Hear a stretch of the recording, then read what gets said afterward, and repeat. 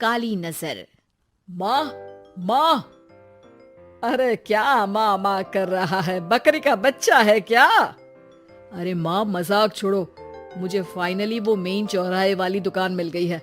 अब देखना, आपका बेटा दुगनी स्पीड से पैसा कमाएगा। ओफो, ये क्या? मेरी ऑनलाइन मेकअप क्लास चल रही है। इतनी जोर से क्यों बोल रहे हो आप दोनों? अरे मेरी धर्म पत्नी जी, मेकअप क्लास बाद में करना। वो चौराहे वाली दुकान मिल गई है हमको। अरे वाह, रुको, मैं अपनी माँ को फोन लगाकर बता देती हूँ। अरे मैं भी अपने रिश्तेदारों को बता देती हूँ। कितनी खुशी की बात है। हाँ हाँ, मैं भी अपने दोस्तों को बता देता हूँ। 1 हफ्ते बाद रजिस्ट्री है। बस, घर में खुशी का मौका था। उन तीनों ने अपने अपने फोन उठाए और लोगों में बात फैलाना शुरू कर दिया। और रही सही कसर श्वेता बहू ने अपने पड़ोस में सबको बताकर कर दी। अरे वर्मा आंटी, अब हम भी जल्दी कार ले लेंगे। घर का रेनोवेशन होगा और ठाट से रहेंगे हम भी। अरे ऐसा क्या हुआ? लॉटरी बाटरी लग गई है क्या? अरे इस बार चौराहे वाली मॉल में हमको भी दुकान मिल गई है। दुकान नंबर 21, जो एकदम चौराहे पर है। अब ग्राहक बढ़ेंगे तो आमदनी भी बढ़ेगी ही ना। अरे वाह, कितनी खुशी की बात है। मैं बहुत खुश हूँ तुम्हें इतना खुश देख के।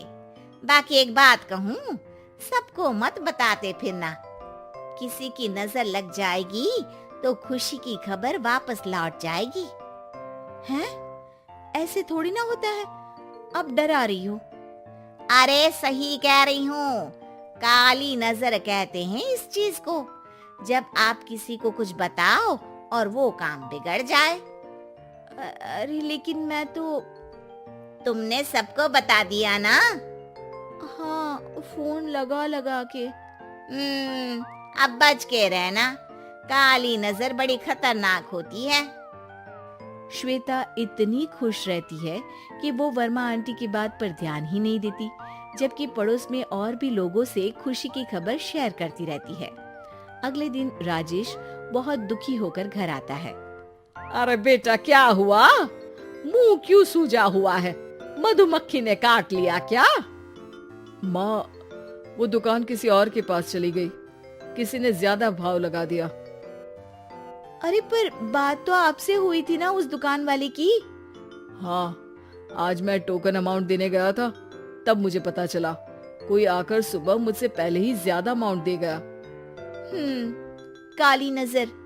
क्या कहा? वर्मा आंटी ने समझाया था कि किसी को बताना मत, वरना काली नजर लग जाएगी।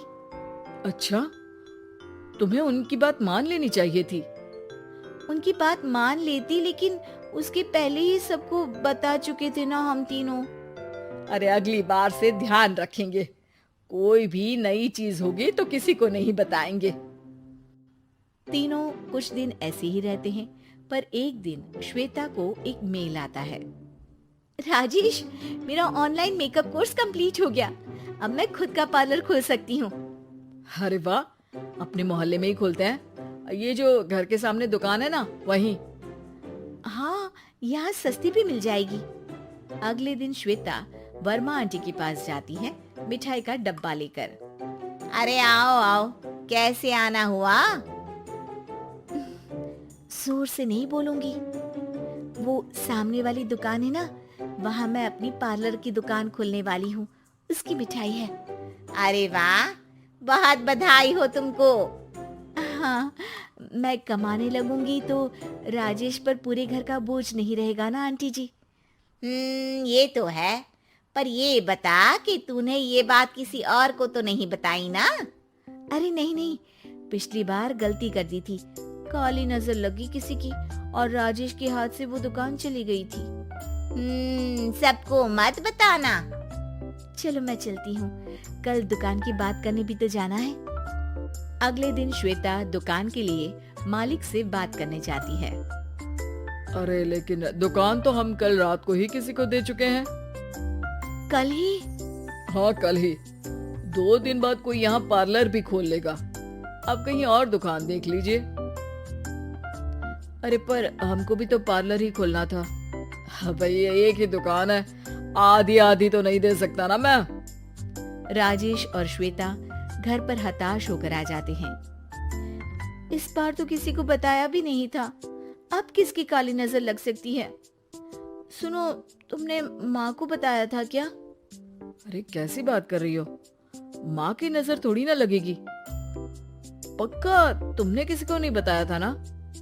सिर्फ वर्मा आंटी को बताया था, उन्होंने ही मुझे किसी को नहीं बताने को कहा।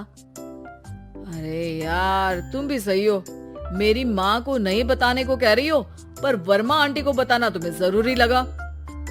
अरे वर्मा आंटी ने ही तो काली नजर के बारे में बताया था ना, वो हमेशा हमारा भला ही तो चाहती है। मेरी माँ भी हमारा भला ही चाहती है। अरे पर चिल्ला क्यों रहे हो, बात नहीं कर सकते क्या आराम से? नहीं आता आराम से बात करना, और करना भी नहीं चाहता हूँ मैं। दुकान जाने का दुख गुस्से में बदल गया था और राजेश और श्वेता में बात बंद हो गई थी। 2 दिन बाद मोहल्ले में पार्लर का इनॉग्रेशन हुआ, जिसमें मोहल्ले के सभी लोगों को बुलाया गया, पर श्वेता, राजेश और माँ नहीं जाते।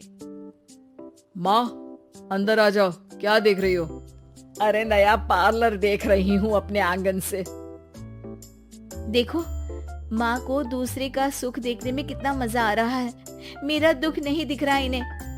यहाँ मेरा पार्लर भी तो हो सकता था। अरे चुप रहो यार, हर बात में लड़ाई क्यों ढूंढ रही हो?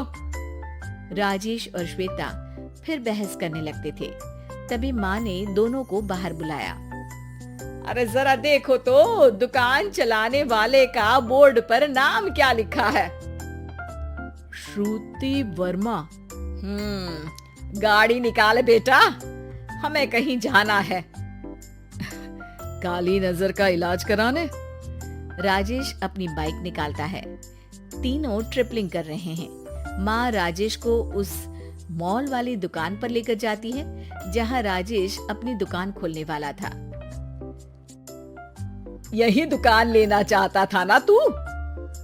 हाँ, पर इनको भी दुखी करने लेकर आई हो क्या यहाँ पर दुकान दिखाकर? वहाँ काफी नहीं था? अरे श्वेता, थोड़ा सब्र रख, अभी पता चलेगा कि हम यहाँ क्यों आए हैं। बता, इस दुकान चलाने वाले का नाम क्या है? अनुपम वर्मा। कुछ समझ में आया? वो दुकान वाली श्रुति वर्मा, ये दुकान वाला अनुपम वर्मा, और हमारे पड़ोस में हमने उस दुकानों के बारे में बताया किसको था?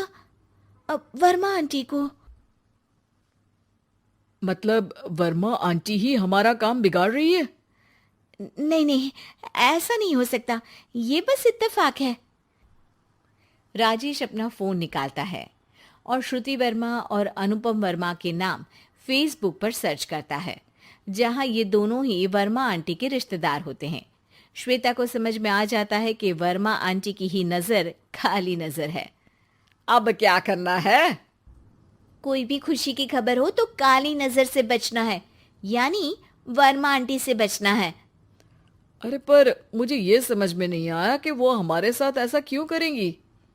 अरे बेटा, एक सीख है, दूर के आदमी को आपकी तरक्की से कम परेशानी होगी, पड़ोसी को ज्यादा। दोनों माँ की बात में हामी भरते हैं और अगला काम चुपचाप करने की कसम खाते हैं, ताकि आगे से वर्मा आंटी कोई काम ना बिगाड़ सके।